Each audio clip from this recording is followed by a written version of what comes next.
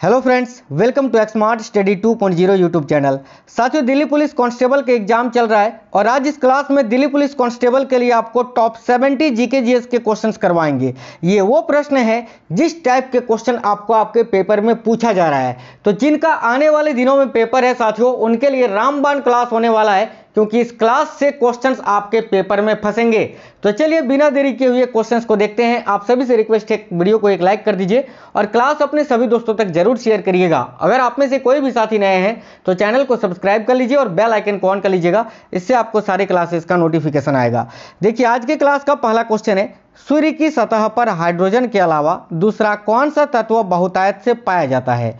Very very important question है। तो साथियों देखिएगा, सूर्य की सतह पर हाइड्रोजन के अलावा दूसरा कौन सा तत्व है जो बहुतायत से पाया जाता है। तो करेक्ट होगा हीलियम। याद रखिएगा साथियों, सूर्य की सतह पर हाइड्रोजन 71% पाया जाता है और हीलियम 29%। तो option number A helium right answer होगा। अगला क्वेश्चन है, IUCN द्वारा प्रमुख संकटग्रस्त जीवों को कितने वर्गों में वर्गीकृत किया गया है। तो याद रखिएगा 7 वर्गों में। ठीक है, ऑप्शन नंबर ए करेक्ट हो जाएगा 7 वर्गों में। नेक्स्ट क्वेश्चन है, ओजोन परत कहां पाई जाती है।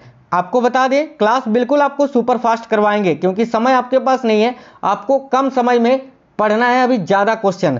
तो देखिए, ओजोन परत कहां पाई जाती है, तो राइट आंसर होगा समताप मंडल में। साथियों, समताप मंडल है ना, स्ट्रेटोस्फीयर, जहां पर वायुयान वगैरह उड़ते हैं। अगला क्वेश्चन है, युआन किस देश की मुद्रा है।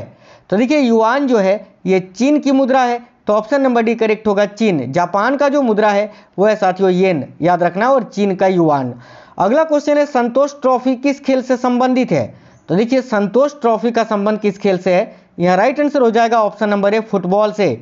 आगे अगला क्वेश्चन है, भूमि का जल मूल रोमों तक किस दबाव से पहुंचता है। ध्यान से देखिएगा, भूमि का जल मूल रोमों तक किस दबाव से पहुंचता है। तो साथियों राइट होगा ऑप्शन नंबर सी परासरण दबाव से। नेक्स्ट है, रक्त के स्कंदन हेतु कौन सा विटामिन आवश्यक है। तो ध्यान से देखिएगा, रक्त के स्कंदन हेतु कौन सा विटामिन आवश्यक होता है, तो विटामिन के होता है। ऑप्शन नंबर सी करेक्ट हो जाएगा। शीत ऋतु में पशुओं के प्रसूति काल को क्या कहते हैं। यह बिल्कुल आपके लेवल वाले क्वेश्चन है। तो देखिएगा, शीत ऋतु में पशुओं के प्रसूति काल को क्या कहते हैं, तो याद रखना हाइबरनेशन करेक्ट होगा साथियों, option number D hibernation. Next question है, उड़ान अभिलिखी का तकनीकी नाम क्या है। देखिए, वायुयान में जो उड़ान अभिलिखी होता है उसका तकनीकी नाम क्या होता है, तो ब्लैक बॉक्स होता है, यानी काला बक्सा, जो कि नारंगी रंग का होता है। याद रखना, ये जो है ना साथियों नारंगी रंग का होता है। ठीक है, अगला क्वेश्चन है, उर्वरकों के निर्माण में निम्नलिखित में से कौन सा तत्व प्रयोग में लाया जाता है। तो देखिएगा, उर्वरकों के निर्माण में निम्नलिखित में से कौन सा एक तत्व है जो प्रयोग में लाया जाता है। याद रखिएगा potassium, option number D right है। अगला क्वेश्चन है, किसी राजनीतिक दल को पंजीकृत दल की स्थिति पाने के लिए कम से कम कितने प्रतिशत मत पाने चाहिए। तो यह क्वेश्चन बहुत इंपॉर्टेंट है। देखिए, किसी राजनीतिक दल को पंजीकृत दल की स्थिति पाने के लिए कम से कम जो है 4% मत पाने ही चाहिए, 4%। Option number D. भारत का प्रथम मुख्य चुनाव आयुक्त कौन था। तो साथियों देखिएगा, भारत का प्रथम मुख्य चुनाव आयुक्त कौन था, ऑप्शन नंबर बी राइट होगा सुकुमार सेन।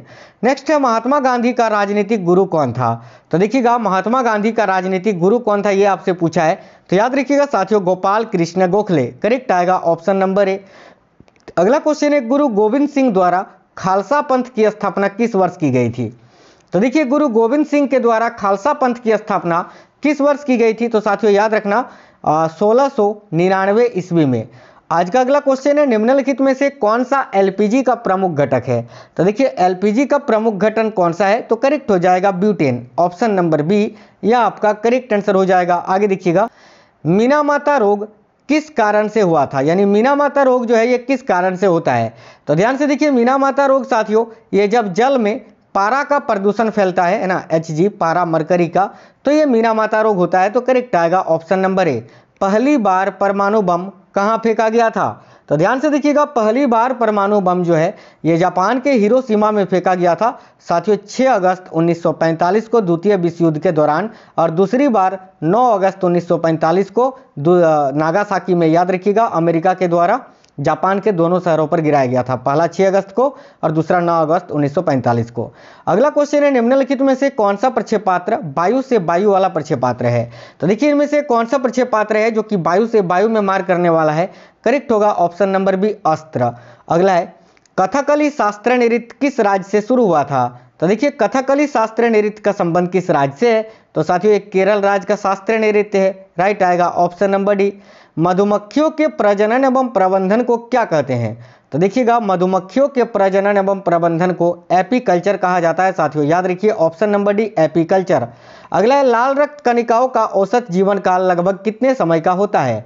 तो देखिए लाल रक्त कणिकाओं का औसत जीवन काल 20 से 120 दिन तक का होता है, याद रखिएगा 20 से 120 दिन। ठीक है, आगे देखिएगा निम्नलिखित में से कौन सा सर्वोत्तम विद्युत चालक है, यानी इनमें से कौन सा विद्युत का सबसे अच्छा चालक है? तो देखिए राइट होगा ऑप्शन नंबर सी चांदी, सिल्वर। सिंपल सा क्वेश्चन है। अगला क्वेश्चन है भारत के नियंत्रक एवं महालेखा परीक्षक का कार्यकाल कितने वर्षों का होता है? तो देखिए भारत के जो नियंत्रक एवं महालेखा परीक्षक होते हैं, जिसकी नियुक्ति भारत के राष्ट्रपति अनुच्छेद 148 के अंतर्गत करते हैं, इनका कार्यकाल होता है साथियों 6 वर्ष का। ऑप्शन नंबर डी करेक्ट होगा। सूफी परंपरा में पीर से क्या आशय है? तो सूफी परंपरा में पीर किसको कहा जाता था? तो याद रखिए सूफियों के गुरु को। Option number B. अगला है पंचशील के सिद्धांतों का प्रस्तावक कौन था? तो ध्यान से देखिए साथियों पंचशील के सिद्धांतों का प्रस्तावक कौन था? तो Pandit Jawaharlal Nehru. Option number C. निम्नलिखित में से किसको किसी कोशिका में अचल संपत्ति माना जाता है? तो देखिए निम्नलिखित में से किसको किसी कोशिका में अचल संपत्ति माना जाता है? तो कार्बोहाइड्रेट को। करेक्ट आएगा ऑप्शन नंबर ए। नेक्स्ट है सुनहरी क्रांति निम्नलिखित में से किससे सर्वाधिक संबंधित है? तो देखिएगा सुनहरी क्रांति निम्नलिखित में से किससे सर्वाधिक संबंधित है? तो साथियों ऑप्शन नंबर ए राइट होगा, राष्ट्रीय बागवानी मिशन से। अगला भारत में औद्योगिक लाइसेंसिंग आखिरकार कब खत्म की गई थी?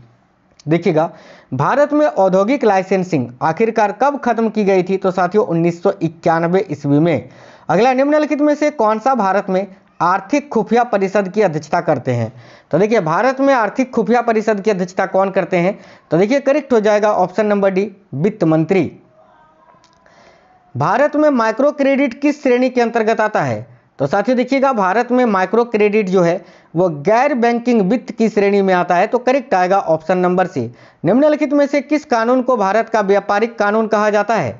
तो देखिएगा साथियों किस कानून को भारत का व्यापारिक कानून कहा जाता है? ऑप्शन नंबर बी राइट होगा, अनुबंध कानून को। अगला निम्नलिखित निकाय में से कौन सा राष्ट्रीय सहकारी विपणन संघ को क्रेडिट सीमा अधिकृत करता है? तो देखिए निम्नलिखित में से कौन सा वो निकाय है, मंत्रालय है, जो राष्ट्रीय सहकारी विपणन संघ को क्रेडिट सीमा अधिकृत करता है? तो साथियों याद रखिएगा नाबार्ड। नाबार्ड एक बैंक है जो कि ग्रामीणों को ऋण देता है। नाबार्ड की स्थापना 1982 में हुई थी और नाबार्ड का मुख्यालय मुंबई में स्थित है। अगला भारत के व्यापार का कितना प्रतिशत समुद्र द्वारा होता है? तो याद रखिएगा 95%। Option number D. अगला है शिवरामन समिति की सिफारिशों के आधार पर निम्नलिखित में से किसकी स्थापना की गई थी? यह क्वेश्चन वेरी इंपॉर्टेंट है, नोट करके रखना। तो शिवरामन समिति की सिफारिशों के आधार पर किसकी स्थापना की गई थी? तो साथियों याद रखिएगा करेक्ट आंसर हो जाएगा नाबार्ड की। Option number D. अगला है समुद्री उत्पाद निर्यात विकास प्राधिकरण की स्थापना कब हुई थी? तो देखिए समुद्री उत्पाद निर्यात विकास प्राधिकरण की स्थापना कब हुई थी? याद रखिएगा 1970 ईस्वी में। आगे देखिए सार्वभौमिक सेवा दायित्व निधि की स्थापना भारत सरकार के किस विभाग के अंतर्गत हुई? बहुत ही प्यारा क्वेश्चन है, बहुत इंपॉर्टेंट क्वेश्चन है। तो साथियों सार्वभौमिक सेवा दायित्व निधि की स्थापना भारत सरकार के किस विभाग के अंतर्गत हुई थी? तो याद रखिए दूरसंचार विभाग के अंतर्गत। आगे देखिए भारत में डॉलर रुपया विनिमय दर किस पर निर्भर करती है? तो याद रखिएगा भारत में डॉलर रुपया विनिमय दर जो है ये किस पर निर्भर करती है? तो मांग आपूर्ति संतुलन पर। ऑप्शन नंबर ए राइट होगा। निम्नलिखित में से कौन सी सरकारी कंपनी प्राइवेटीकरण सबसे पहले हुआ? यानी इनमें से कौन सी सरकारी कंपनी है जिसका प्राइवेटीकरण सबसे पहले हुआ था? तो देखिए मारुति उद्योग लिमिटेड जो दिख रहा है साथियों, जो गुरुग्राम में स्थित है, ये सबसे पहले जो है ना प्राइवेट सेक्टर बना था। तो ऑप्शन नंबर ए करेक्ट होगा। निम्नलिखित में से कौन सा देश इस देश से भारत में एफडीआई के संदर्भ में भारतीय अर्थव्यवस्था में राउंड ट्रिपिंग से संबंधित सबसे अधिक समस्याएं पैदा करता है? तो याद रखिएगा साथियों करेक्ट आंसर हो जाएगा ऑप्शन नंबर बी मॉरिशस। आगे देखिए भारत के किस राज्य में सर्वाधिक निर्यात उन्मुख इकाइयां हैं? तो देखिएगा भारत का वो कौन सा राज्य है जहां सर्वाधिक निर्यात उन्मुख इकाइयां हैं? तो करेक्ट आएगा कर्नाटक। Option number A. केंद्रीय सहकारी बैंकों की स्थापना किस स्तर पर हुई है? तो देखिएगा केंद्रीय सहकारी बैंकों की स्थापना किस स्तर पर हुई, तो करेक्ट आएगा साथियों ऑप्शन नंबर बी, जिला स्तर पर। भारत में तेल की कीमतों का निर्धारण कौन करता है, तो देखिए भारत में तेल की कीमतों का निर्धारण तेल कंपनियां स्वयं करती है, ऑप्शन नंबर बी। अगला, भारत में किस औद्योगिक नीति व्यक्तित्व में पहली बार छोटी इकाइयों को परिभाषित किया गया था, तो देखिए किस औद्योगिक नीति व्यक्तित्व में पहली बार छोटी इकाइयों को परिभाषित किया गया था, तो करेक्ट आएगा साथियों औद्योगिक नीति व्यक्तित्व 1977 में, ऑप्शन नंबर बी करेक्ट होगा। अगला, निम्नलिखित में से किस उद्योग को चाइल्ड ऑफ प्रोटेक्शन कहा जाता है, यह भी क्वेश्चन काफी इंपॉर्टेंट है। तो देखिए किस उद्योग को चाइल्ड ऑफ प्रोटेक्शन कहा जाता है, तो याद रखिएगा चीनी उद्योग को, ऑप्शन नंबर डी करेक्ट हो जाएगा। भारत में सर्वाधिक उधार लेने वाला कौन है, या भारत से सर्वाधिक उधार लेने वाला कौन है, तो याद रखिएगा स्वयं भारत सरकार, ऑप्शन नंबर डी। भारत का सबसे बड़ा नमक उत्पादक राज्य कौन सा है, तो साथियों देखिए भारत का सबसे बड़ा नमक उत्पादक राज्य Gujarat, option number A right answer हो जाएगा। नेशनल ऑप्टिकल फाइबर नेटवर्क निम्नलिखित में से किसके लिए ब्रॉडबैंड कनेक्टिविटी प्रदान करेगा, तो ये जो नेशनल ऑप्टिकल फाइबर नेटवर्क है ये किसके लिए ब्रॉडबैंड कनेक्टिविटी प्रदान करेगा, तो साथियों ग्राम पंचायतों के लिए, याद रखना option number A.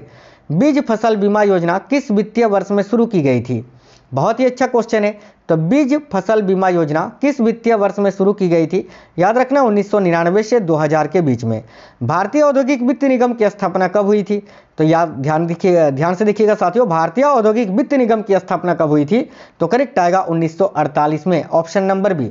Bokaro steel plant किस देश के सहयोग से स्थापित किया गया है, तो देखिएगा बोकारो स्टील प्लांट जो है ये साथियों रूस की सहायता से स्थापित किया गया था, तो ऑप्शन नंबर सी करेक्ट होगा। दुर्गापुर इस्पात संयंत्र किसके सहयोग से स्थापित किया गया, तो देखिएगा दुर्गापुर इस्पात संयंत्र जो है ये ग्रेट ब्रिटेन की सहायता से या सहयोग से स्थापित किया गया था, ऑप्शन नंबर बी। किस खनिज के उत्पादन में भारत का विश्व में प्रथम स्थान है, तो देखिएगा किस खनिज के उत्पादन में भारत का विश्व में प्रथम स्थान है, तो साथियों करेक्ट होगा अभ्रक के उत्पादन में, ऑप्शन नंबर सी करेक्ट होगा अभ्रक। विश्व में बॉक्साइट संसाधन के मामले में भारत का स्थान कितना है, बॉक्साइट जिससे एल्युमिनियम को निकाला जाता है, तो पूछा है बॉक्साइट संसाधन के मामले में भारत का स्थान कितनावा है, तो याद रखिएगा 5वां, ऑप्शन नंबर डी। भारत का पहला विशेष आर्थिक क्षेत्र कहाँ है, तो देखिए भारत का पहला विशेष आर्थिक क्षेत्र ये इंदौर में स्थित है, करेक्ट आएगा ऑप्शन नंबर बी इंदौर। व्यापार और आर्थिक संबंध समिति की अध्यक्षता कौन करता है, तो साथियों देखिए व्यापार और आर्थिक संबंध समिति की अध्यक्षता कौन करता है, तो याद रखिएगा वित्त मंत्री, ऑप्शन नंबर सी। अगला है प्रत्यक्ष कर कोड निम्नलिखित में से किससे संबंधित है, तो देखिए प्रत्यक्ष कर कोड ये किससे संबंधित है, तो याद रखना आयकर से, ऑप्शन नंबर डी।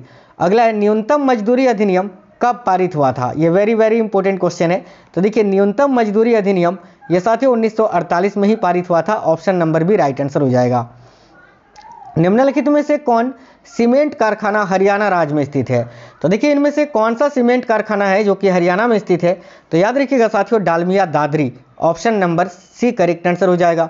वर्ष 1853 ईस्वी में लॉर्ड डलहौजी ने जो पहली टेलीग्राफ लाइन शुरू की वह किसके बीच थी, तो देखिए लॉर्ड डलहौजी ने पहली बार टेलीग्राफ लाइन 1853 में बिछाई थी भारत में, वो किसके बीच थी, तो याद रखिए करेक्ट आंसर हो जाएगा कलकत्ता और आगरा के बीच में, ऑप्शन नंबर डी।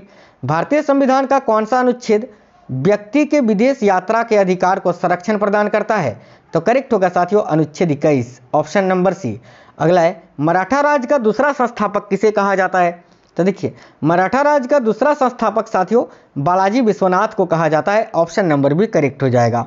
भारतीय संविधान के किस अनुच्छेद में मौलिक कर्तव्यों की चर्चा की गई है, तो करेक्ट होगा साथियों ऑप्शन नंबर बी अनुच्छेद 51 का ए में। 1855 में संथालों ने किस अंग्रेज कमांडर को हराया था, तो देखिए यहाँ करेक्ट आंसर होगा मेजर बरो को, ऑप्शन नंबर सी। नेक्स्ट है वैदिक धर्म का मुख्य लक्षण इनमें से किसकी उपासना करना था, तो ध्यान से देखिएगा वैदिक धर्म का मुख्य लक्षण इनमें से किसकी उपासना करना था, तो करेक्ट होगा प्रकृति की, option number A. Next question है सिकंदर के आक्रमण के समय उत्तर भारत पर निम्नलिखित राजवंशों में से किस एक का शासन था, तो करेक्ट होगा साथियों नंद वंश का, है ना। आगे देखिए भारत में सबसे ज्यादा ताप विद्युत उत्पन्न करने वाला राज्य कौन सा है, तो याद रखिएगा भारत में सबसे अधिक ताप विद्युत उत्पन्न करने वाला राज्य है महाराष्ट्र, ऑप्शन नंबर बी। अगला अनुच्छेद 19 में वर्णित स्वतंत्रताएं निम्नलिखित में से किसको प्राप्त हैं, तो साथियों संविधान के अनुच्छेद 19 में जो स्वतंत्रताएं दी गई हैं वो किसको प्राप्त हैं, तो केवल भारतीय नागरिकों को, ऑप्शन नंबर सी करेक्ट हो जाएगा। अगला है हॉर्मिट ऑफ शिमला किसे कहा जाता है, बहुत ही अच्छा क्वेश्चन है ये। तो hermit of Shimla A O Hume को कहा जाता है साथियों, जिन्होंने 28 दिसंबर 1885 को कांग्रेस की स्थापना की थी बम्बई में। अगला है महमूद गजनवी के आक्रमण का उद्देश्य क्या था। तो देखिए महमूद गजनवी के आक्रमण का मुख्य उद्देश्य क्या था, तो याद रखिए मध्य एशिया में एक बड़े साम्राज्य की स्थापना के लिए धन प्राप्त करना, ऑप्शन नंबर सी। अंतिम क्वेश्चन है क्लास का कि वस्त्रों की रंगाई, देखिए वस्त्रों की रंगाई में एजो आधारित रंगों के उपयोग के कारण किस देश ने भारत से टेक्सटाइल आयात बंद करने की घोषणा की। साथियों करेक्ट आंसर हो जाएगा जर्मनी, ऑप्शन नंबर बी। तो आज इस क्लास में टॉप 70 जीके जीएस के क्वेश्चंस आपको करवाए specially Delhi police constable exam के लिए। तो आपको साथियों ये क्लास कैसा लगा है कमेंट बॉक्स में बताइएगा। मैं रेगुलर डेली आपको बहुत ही इंपॉर्टेंट क्लासेस करवा रहा हूँ। आप लोगों को सारे क्लासेस देखने हैं, चैनल के अंदर बहुत सारे इंपॉर्टेंट क्लासेस मैंने करवाया है, आप लोग देख लेना, उसको देख कर जाना और बिल्कुल इस बार दिल्ली पुलिस में झंडे गाड़ के आना।